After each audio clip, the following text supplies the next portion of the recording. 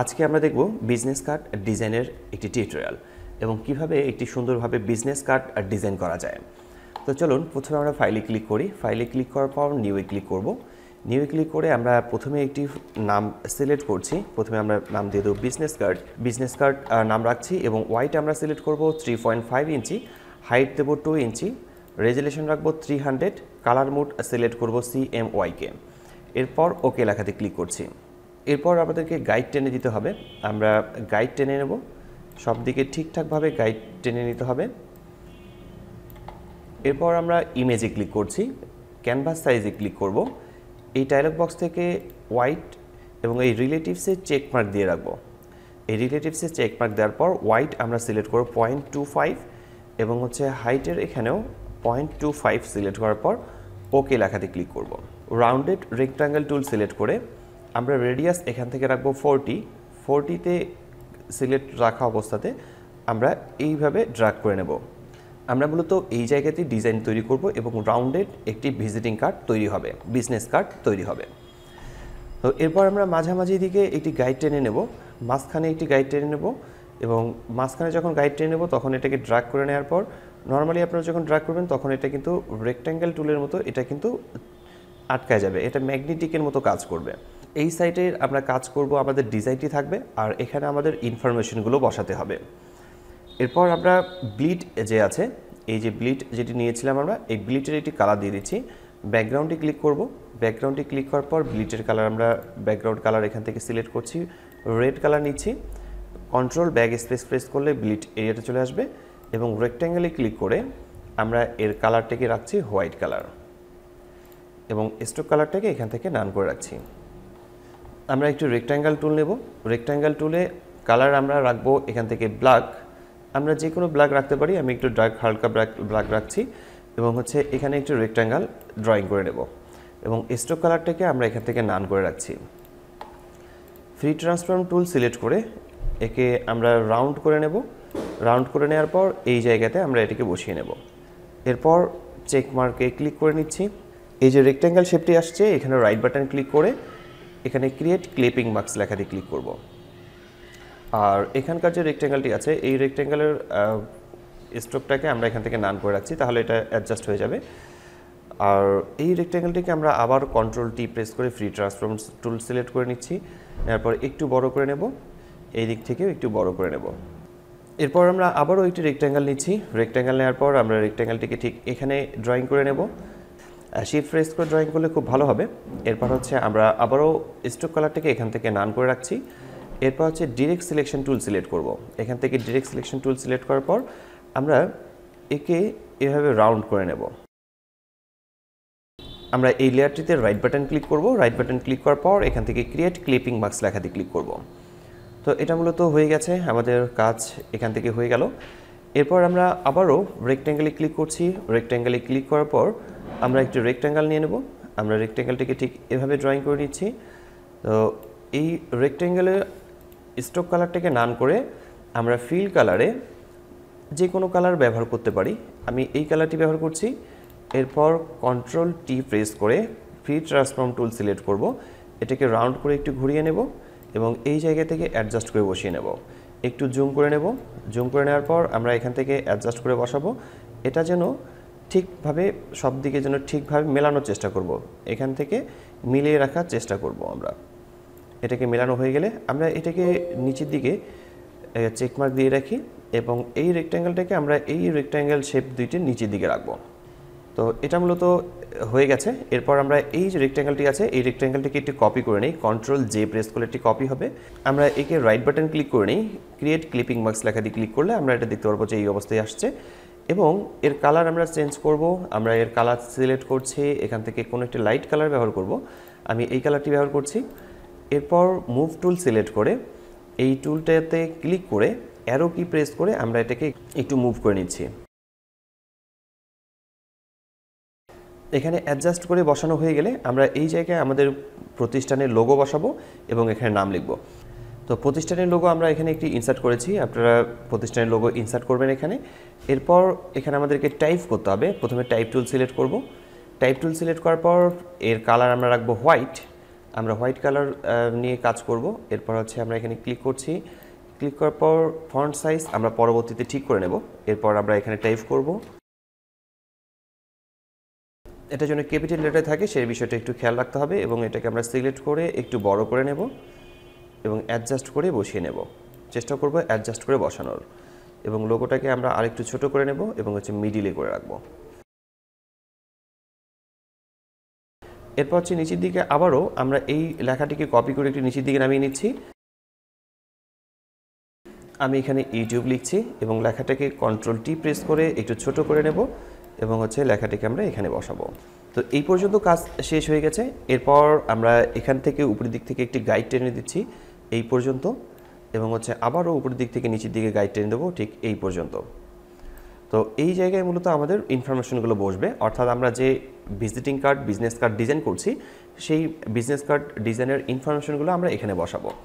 এই জন্য আমরা টাইপ টুল সিলেক্ট করব এবং হচ্ছে আমরা এখান থেকে ফন্ট কালার নিচ্ছি, আমি এই কালারটি সিলেক্ট করছি।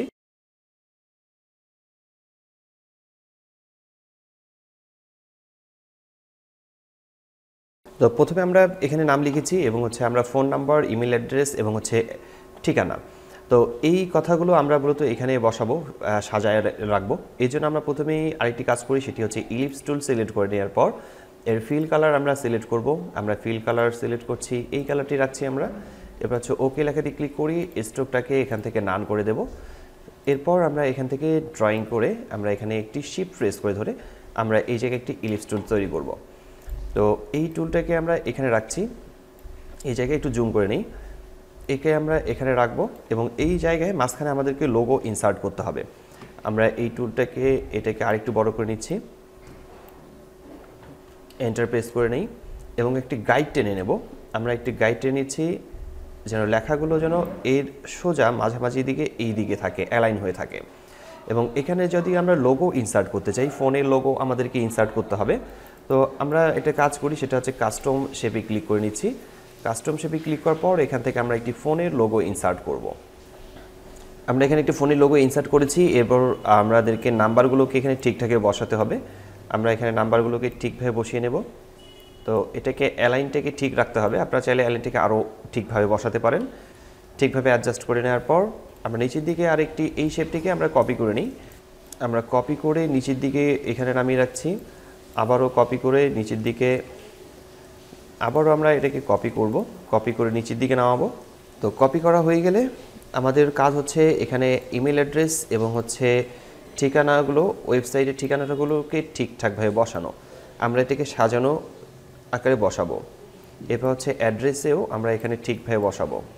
আমাদের অ্যাড্রেস এবং সব কিছু ঠিকঠাকভাবে বসানোর পর আমাদের এখানে যে লোগোগুলো রয়েছে এই লোগোগুলোকে চেঞ্জ করতে হবে। আমরা লোগোগুলোকে যে কোনো লোগো বসাতে পারি আপাতত। তো আমি আপাতত এই লোগোগুলোই রাখছি, আপনারা ইন্টারনেট থেকে ডাউনলোড করে বিভিন্ন ধরনের লোগো এখানে ইনসার্ট করতে পারবেন। এরপর কাজ হচ্ছে এই যে গাইডগুলো আছে এই গাইডগুলোকে রিমুভ করে দেওয়া। আমরা কন্ট্রোল এইচ প্রেস করলে গাইডগুলো রিমুভ হয়ে যাবে। এরপর নিচের দিক থেকে যদি আমরা ব্লিড অফ করে দিই তাহলে দেখতে পারবেন যে খুব সুন্দর একটি ডিজাইন চলে আসছে। আর একে আমরা সেভ করব, ফাইলে ক্লিক করছি, সেভ অ্যাজ ক্লিক করে নেব, ডেস্কটপে ক্লিক করব, বিজনেস কার্ড নামে আমরা সেভ করে রাখতে পারি। সেভ লেখাতে ক্লিক করব, এটা হচ্ছে ফ্রন্ট পার্ট।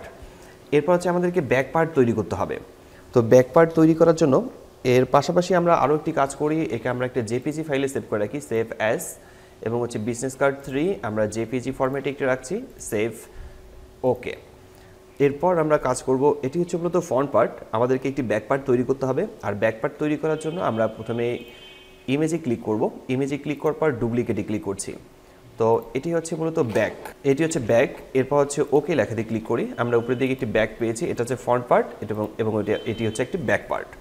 তো এই ব্যাক পার্টে আমাদের কোনো কিছুর দরকার নেই, এগুলো শেপগুলো দরকার নেই, আমরা এই শেপগুলোকে আমরা রিমুভ করে দিতে পারি। এই ইনফরমেশনগুলো, শেপগুলো আমরা এখান থেকে ডিলিট করে দিচ্ছি।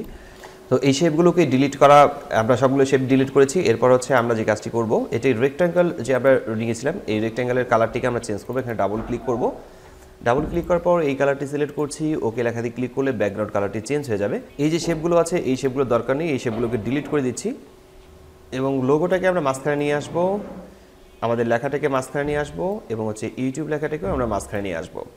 এটা মিডিল পয়েন্টে থাকবে আর এটিকে একটু আমরা উপরের দিকে উঠিয়ে নিচ্ছি। আপনারা চাইলে সেটাকে অ্যালাইন করে নিতে পারেন ঠিকভাবে। এরপর আমরা আবারও রেক্ট্যাঙ্গেল টুলে ক্লিক করব, রেক্ট্যাঙ্গেল নিয়ে নিচ্ছি, এখানে একটি রেক্ট্যাঙ্গেল তৈরি করব। এই যে রেক্ট্যাঙ্গেলটি তৈরি করেছি, এই রেক্ট্যাঙ্গেলের কালার আমরা এখানে প্রথমের এই কালারটি রাখছি এবং হচ্ছে রাইট বাটন ক্লিক করব রেক্ট্যাঙ্গেলের উপরে, ক্রিয়েট ক্লিপিং মার্কস লেখাটি ক্লিক করব এবং এটি নিচের দিকে চলে গেছে, আমরা এই ব্যাকগ্রাউন্ডের উপরে রাখবো। তো এরপর আমরা এটাকে কপি করে নিই, কন্ট্রোল জে প্রেস করলে এটি একটি কপি হয়ে যাবে এবং রাইট বাটন ক্লিক করে এখান থেকে ক্রিয়েট ক্লিপিং মার্কস ক্লিক করে নেব এবং হচ্ছে এর কালার আমরা ডাবল ক্লিক করে কালার চেঞ্জ করছি, আমরা এই কালারটি রাখছি, ওকে লেখাটি ক্লিক করব। মুভ টুলসে ক্লিক করে কিবোর্ড থেকে অ্যারো কি প্রেস করব, অ্যারো কি অথবা আপনারা শিফট প্রেস করে ড্র্যাগ করতে পারেন, আমরা এটাকে ড্র্যাগ করে এই দিকে রাখবো। তো এই শেপ দুইটির আপাতত দরকার নেই, এই শেপ দুটিকে আমরা এখান থেকে ডিলিট করে দিচ্ছি, এটা ডিলিট। এই শেপটিকে আমরা ডিরেক্ট সিলেকশন টুলের মাধ্যমে সিলেক্ট করব, ডিরেক্ট সিলেকশনের মাধ্যমে সিলেক্ট করে নেওয়ার পর আমরা এই কর্নারটিকে একটু সরিয়ে নেব, ঠিক এভাবে শিফট প্রেস করে ধরে আমরা এই কর্নারটিকে একটু সরিয়ে নেব আর উপরের দিকে কর্নারটিকে শিফট প্রেস করে ধরে একটু এই দিকে সরিয়ে নেব। তো লোগোটাকে আমরা সিলেক্ট করে নিচ্ছি, লোগোটাকে সিলেক্ট করে নেওয়ার পর লোগোটাকে একটু বড় করে নিচ্ছি, এন্টার প্রেস করি এবং হচ্ছে আমাদের যে প্রতিষ্ঠানের নামটি আছে সেটি একটু বড় করে নেব, বড় করে নেওয়ার পর এটাকে মিডিল পয়েন্টে রাখবো এবং একটু নিচের দিকে নামিয়ে রাখছি। এরপর এন্টার প্রেস করি, ইউটিউব কথাটাকেও আমরা নিচের দিকে একটু এন্টার প্রেস করে রাখছি এবং মিডিল পয়েন্টে রাখবো।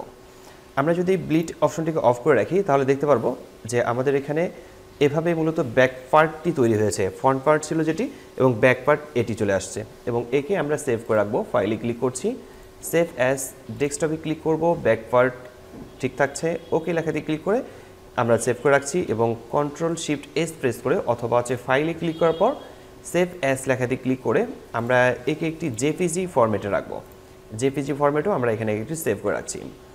তো এভাবে মূলত বিজনেস কার্ড এবং ভিজিটিং কার্ড ডিজাইন তৈরি করা যায় খুব সহজে। ফটোশপের বেশ কয়েকটি শেপ ব্যবহার করেই মূলত বিভিন্ন ধরনের ডিজাইনের কাজ আপনারা করতে পারবেন। আজকে টিউটোরিয়ালটি এখানেই শেষ করছি, দেখা হচ্ছে ফটোশপের নতুন কোনো টিউটোরিয়ালে। ততক্ষণ পর্যন্ত সবাই ভালো থাকবেন, সুস্থ থাকবেন। ধন্যবাদ সবাইকে, আল্লাহ হাফেজ।